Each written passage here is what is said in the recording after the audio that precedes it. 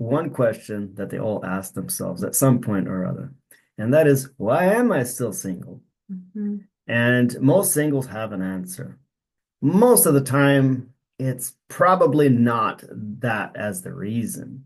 We have helped many singles remove those obstacles. Whatever they said Yes. was the block. Okay, well, let's deal with that. But then when we Mm-hmm. dealt with it, the deeper we dug, the more the real reason came up. Mm-hmm. And the real reason requires radical responsibility of pursuing healing, mindset growth, reconditioning, the programming that we were growing up with. And because those things are so deeply ingrained with our identity, Mm-hmm. it challenges us to the very core and Mm-hmm. can feel very deeply personal and triggering at times because all of a sudden, oh, it is my fault that I'm still single. That was me up until the age of 40 that I had to take radical responsibility for my singlehood. And that then allowed me also to change some things. Four steps for you to take in this. And the first step is identifying why you're still single. And as Jesse mentioned, that everyone have their own answers. And some things are things that you've done, and other things are because of the world, society, whatever else we have, your upbringing, your mindset, and beliefs, right? So identify why and be honest with yourself. You know, some things that we need to take responsibility on. Yeah, it comes into blame shifting is often the number one thing that we as humans tend to go towards is whatever thing or person you Mm-hmm. state as the reason that you're still single. Mm-hmm. That would be blame shifting or scapegoating. Yeah, And well, then how can you change that? right. You may not be able to, especially if it's another person or if you use one term that I recently heard. I really liked it, so I'm going to borrow it. It's called globalization language, is Mm, where you use the term all or every. right. You use a blanket statement over the entire gender, not Mm-hmm. recognizing that that's actually not a true statement. It's just a reflection maybe of your experience up to this point, and you Mm-hmm. haven't had opportunity to experience alternative experiences with people that aren't all like that. Yes. So there's that. If globalizing statements come out of your mouth of all men or all women are like this or Or like that, singles or all or singles are like this, yeah. that if you say that and you believe that, that will absolutely keep you exactly where you are, and your Mm-hmm. experience will continue to reaffirm that belief as being true because it continues to be your experience, and so thus it's true to you, right? And Yep. so it's like this perpetual vicious cycle of, you know, blame shifting, not taking responsibility. They're like, wait, Yeah. you know, the responsibility for me was to open my horizons and being willing to embrace the possibility of a long distance relationship. Am I willing to move to the other side of the world to find Mm-hmm. my wife and hey, bring her to America if necessary, if she wants to? Yeah. I really had to get real with myself and recognize that if I limit my options, do I want to broaden my horizons Yeah. or do I want to continue staying single? That was the Mm-hmm. option. It's either stay single or broaden my horizons and take responsibility. I chose, I Mm-hmm. believe I chose well. Yeah. And so when you're identifying the things that you need to, change in your life or why you are where you are, and that is taking kind of an inventory. And so write a list of things that it is in your control or things that you've done or that's up to you why you believe you're still single. And then other things that's not up to you, it's not in your control. So that way you know, okay, some things are actually not my fault why I'm still single, and other things are the things we're going to focus on actually.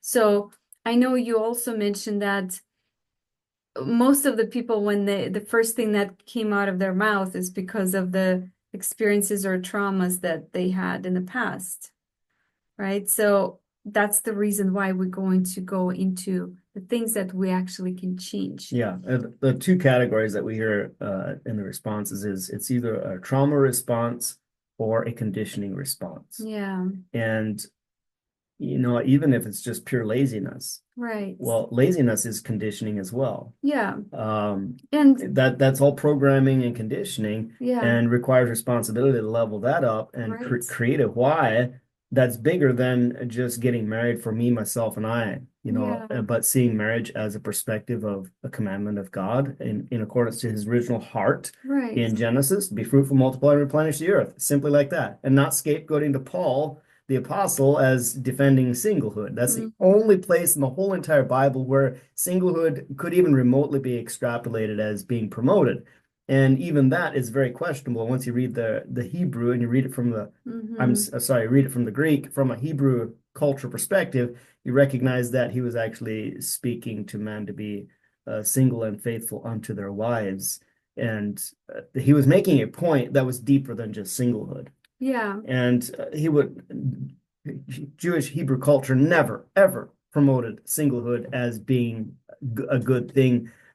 Quite the opposite, the Bible across the board. So we have to interpret that scripture through the lens of the rest of scripture. So I just wanted to get that sacred cow out of the way to recognize that it still comes back to taking responsibility and recognizing that your free will be honored by God. Whatever you choose, God will honor that and allow you to choose.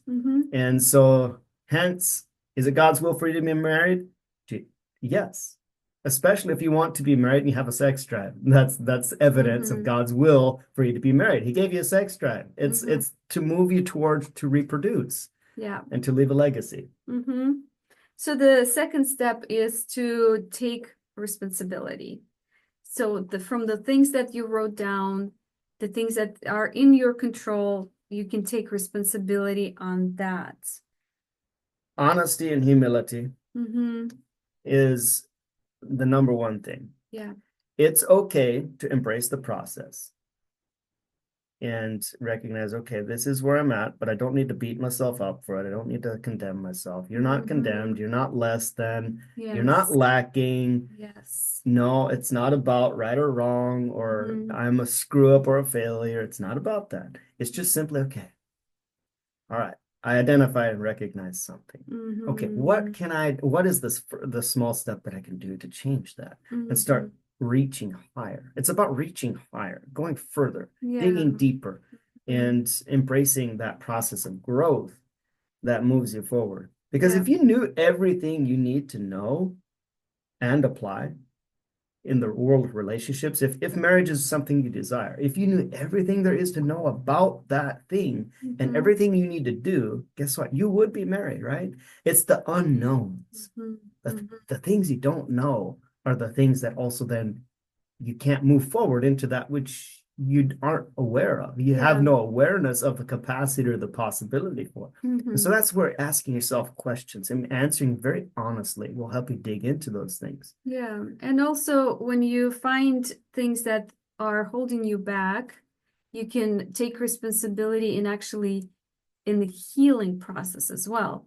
So some things take time to heal or bring into a healthy level of understanding or to move forward even. I would also mention is a lot of singles communities and even ministries that help singles move forward into getting married. I'm amazed at how many of them are led by singles. And I've studied some of these singles groups led by singles, and they tend to maintain a perpetual state of singlehood. Yeah. And I broke away from that when I was single. And I said, you know what? I'm not going to hang out with singles anymore. I'm going to hang out with only married people. And I'm going to ask questions and learn from them. And a couple things shifted. When I started hanging out with married people and families, guess what? It reignited and sparked the vision of what I want. Like, yeah, I want that marriage. Oh, it would be amazing to have children. Like, wow, how wonderful. Instead of perpetuating and licking each other's proverbial wounds, so to speak. I don't like that term, but or pumping each other up and there's one thing of hoorahing each other and encouraging, but there's a whole different thing as far as casting and creating a vision. You need to actually place yourself in the middle of that scenario of what you want. Yeah. Uh, Maybe some of you listening have no good examples of good marriages. Well, then go find some. They're out there. Yeah. We're a So good example. We have an amazing marriage. So ask questions and learn from people that have good marriages. the step three is to decide what you want. Write it down, have something that you know what you want.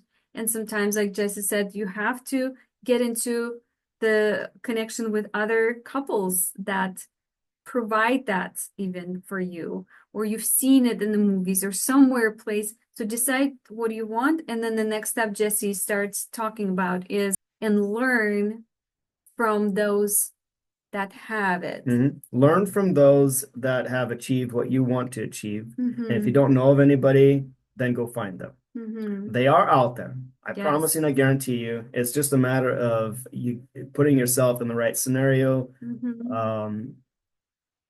or broadening your horizons, being willing to go look and to seek out Mm-hmm. that which you aren't aware of by, for example, I mean, just practically speaking, visiting a variety of churches and just looking for looking for those couples that look like they have that spark with between them, and then go out and talk with them Mm-hmm. and just say, I notice you look like you're a very happy couple.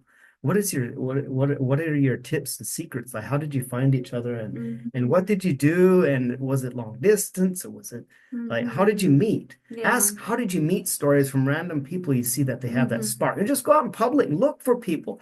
Find Yeah. that elderly couple walking down the streets that's holding hands Mm-hmm. and say, excuse me, I noticed you're holding hands. You must be in love with each other.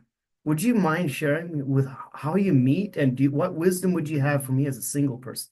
I guarantee you, if you do that radically enough and diligently enough, Mm-hmm. you'll start discovering stuff. Yes. I love that. Oh, so good. So, Jesse mentioned something earlier, and I think it's really cool to repeat again, is that if you already knew how to create a beautiful marriage, how to get married, how to find your partner, you would have already done it, right? So to also recognizing that, I don't know what I don't know. And all of us have that in every area of our lives. There's something that we don't know, and there's someone else that actually do. Mhm. Also, you can get yourself into communities that are moving towards that. They're learning together. Find some communities that are married couples are teaching you how to get married and how to have a Or beautiful marriage. at least if you're learning from other singles, find singles who are radically going after it Yeah. and actively creating new friendships and relationships, Yeah. and they're taking action on Right. what they're teaching, Mm-hmm. and they are getting results. And guess what? If you find somebody like that leading a singles group, a single person leading a single group that would be like that, they probably won't be single for very long. You're going to have to Yes. find somebody new at Mm-hmm. some point very, very soon. That would Yeah. be the ideal scenario. Um, I I mean, honestly, we speak from experience, but it's still without condemnation. We're Yeah. not trying to guilt trip anyone out there. Yeah. Rather, it's about just, you know what? Take a deep breath. I need to humble myself, recognize I don't know what I don't know, Yes. and I want to learn. And Right. I'm going to go start asking questions and discover, what do I need to Mm-hmm. dig deeper Mm-hmm. on? What do I need to know that I don't know? Mm-hmm. And then go after that. Mm-hmm. And from a perspective of vision and growth and reaching higher and digging Yes. deeper, and not just create a pity party in my puddle of tears over my Yeah. still not being married. So Yeah, and community brings a different aspect into your life, which means that you have that push forward together. Someone is there to also support you in that and encourage you in that and keep you accountable. Those are 4 steps or 4 stages in a way that we have for you for today. And if you have any questions, please post them in the comments. We would love to address those and speak deeper into some things. that's right. Until next time. Yes.